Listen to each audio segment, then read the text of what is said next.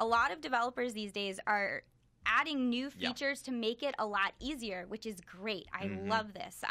Especially for TI4, Valve has implemented this noob stream. It's actually called the noob stream. It's so good. It's really, really good. And it's great. So you seem to watch it. Why don't you break it down? Yeah, so there are a couple different casters. There's Purge, who's actually, I think, probably one of the best, like... I call him the dad of Dota. Dota dad. Because That's really appropriate, actually. That's super good. Because one, he has a very soothing voice. Yes. Yeah. Hello, everybody. This is Purge. Oh my god, that's uncanny. That's really good. And he's very good at the game. He's on Team Zephyr. He's now on a pro team. He wasn't as of even a year ago. I don't think he was on a pro team. They're not in TI. I think they got knocked out in the qualifiers. But still very knowledgeable about Dota. Dude knows what he's doing. If you haven't read his guide, Welcome to Dota, You Suck, read that. It's I mean, it sounds hostile and antagonistic, but it's not. It's the most helpful written piece of content about Dota ever made. And so the stream is basically them casting the game, but doing it as, like, explaining, like, hey, this is why you would pick this carry. Yeah. Right, with this support, and it's like this is why that moment was important. This is why he activated that item. Yes, and like again, they still get excited. Like for the first couple of games, there was that creep deny. The faceless void creep deny was really good. Where the faceless ran into a jungle creep so he could deny himself for the other team, and they were freaking out. But then they stepped back and they're like, "Oh wait, let's explain why." Let's talk about why that was such a great moment. Right. And this was like First Blood too, so it had additional context, and they gave that. Like they just slowed down the cast. Like you have people like AC and everything who can get so hype and get into like the moment to moment breakdowns, but they try to like stay back and slow down and be like, okay, this is what's happening. It's fun listening to like a Toby cast and then immediately switching over to the noob cast. It's like they are just speaking different languages at different speeds. It's great. Toby's screaming like, he'll say like the names of the moves and he'll just like rattle off like who's doing what, and like we know what that means. But like I was watching a match on the noob stream, and like Batrider throws out this like flaming thing that can like blast people away in a little radius. It's basically a grenade. Yeah, it's basically like an AoE grenade. And it can stop someone from teleporting.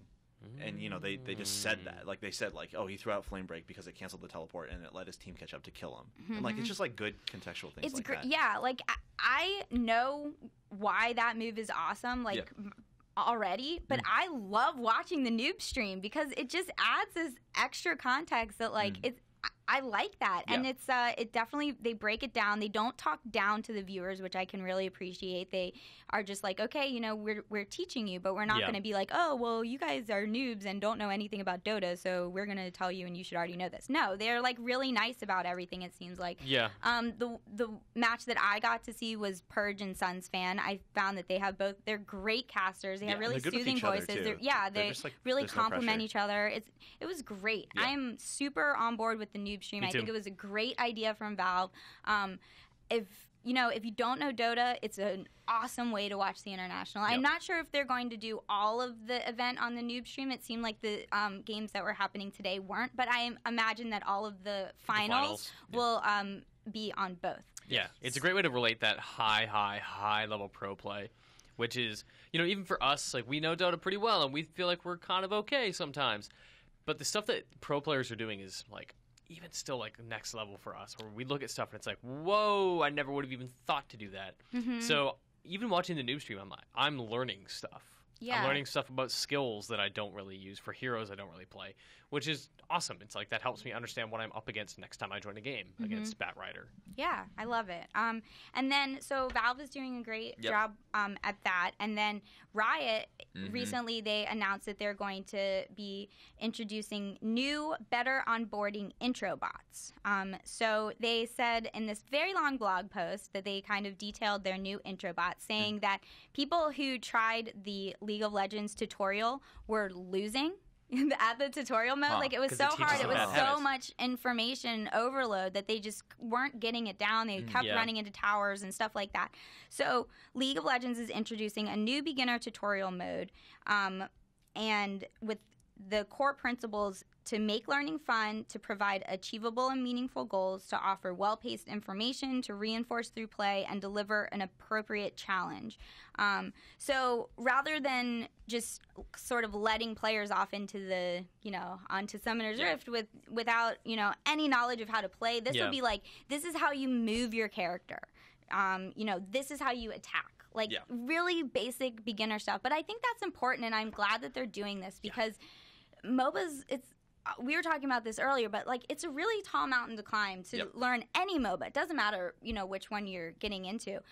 So to have those first baby steps be really easy and really give you, the help that you need when you're first starting out any MOBA is great. And I love that, both of these big companies seem to at least start understanding that.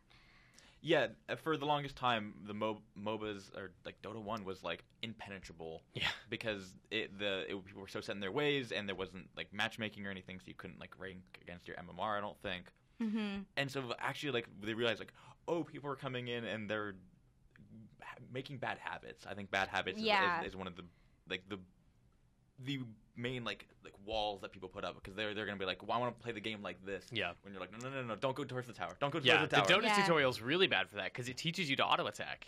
Yeah. That's it never tells you you need last hits, but it never tells you stop attacking. Mm-hmm. And so that's another thing that that Riot brought up in this blog post. They were saying this is not a last hit tutorial. Yeah. We're not doing that. This isn't about wards. This isn't about any of that stuff. Yes, that stuff is important for new players to learn, but we don't want you to learn that stuff yet. We want you to know how to move and how to get back to the shop and how to actually look at the shop and stuff like that. I was just thinking about this today because there's someone in the office who wants to play Dota with us this week, and I was okay, which hero should I get him on for good lane synergy? And I'm wait, what if I just need to teach this person to click to move? Yeah, and that's or the thing. Left click to it. Yeah, they don't know. Press S to stop doing what you're doing.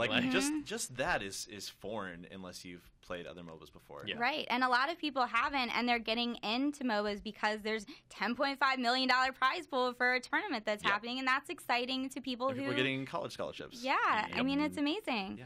So I really think that this is a good initiative by the two big guys. Yeah. And I think that other sort of devs will follow suit, will have better tutorial modes or implement new ways with new MOBAs coming out. Yep. Fates Forever, the iPad MOBA that came out this week, has a really amazing tutorial that you have to play. It goes through it step by step. Listen, tap here to move this character. Mm-hmm. This is why you're going to move this character here. It breaks down the fundamentals, and it's segmented similar to Hearthstone, where it's this is this section, you have to finish it to proceed to the next one. Yeah, Heroes of the Storm does that as well. Yeah, and it does a really good job of saying, listen, stop attacking if you're not going to get the last hit, and, this is the threat of the tower, so back off when it starts attacking you because it will wreck you. Yeah. Does a really good job of hitting all the basic points that you would want to know. I also really appreciate that a lot of MOBAs seem to be combating this density problem by just making their game mechanics easier. Yeah. But Valve and Riot are okay, this is hard, but let's try to roll this out in a way that's slower. Right, because they're hardcore games. They don't want to be seen as casual games like Heroes of the Storm is hoping to be. I just that they're not throwing their hands up and just kind of you want to figure it out. Riot's doing some really cool stuff right now in terms of we've talked about before. They're just revamping literally everything about their game, which is really, really impressive. They put out the PBE for the new client, which has a ton of feedback, which used to be built on Adobe Air, which was not great, and now it's part of their own code and HTML5. And so they're doing stuff where they're actually listening and being we can't have this antiquated interface anymore. We need to kind of update it to make it a little more streamlined, and they understand that. Yeah. Which is I think is really impressive. It's good. It's nice that they listen to their players. That's one of their main missions is to be really put the player experience first. And players have been complaining about the client for a very long time. So it's nice that they finally have said, yes, we hey, listen, we are working on it. Like, here's a preliminary thing. I think that they've been working on the new client for a really long time, and they just didn't want to unveil it until it's closer to, what they actually want it to be, because people are going to be leaving so much feedback because it's like been the number one requested thing. Yeah. It looks super similar, but I think it looks... It's probably going nicer. to like run better. Hopefully. It can't run much worse than the current It one. cannot possibly. But, I mean, it's all seems to be centered around the new Summoner's Rift update, which looks beautiful. We've talked about that on the show before, so you can catch a trailer of that on IGN Arena, youtube.com/IGN Arena. But yeah, it seems like we all are on board with, more helpful things so that we can get more people playing these anything games. that makes it easier for my friends to join me to play Dota or League or whatever, like, I'm on board.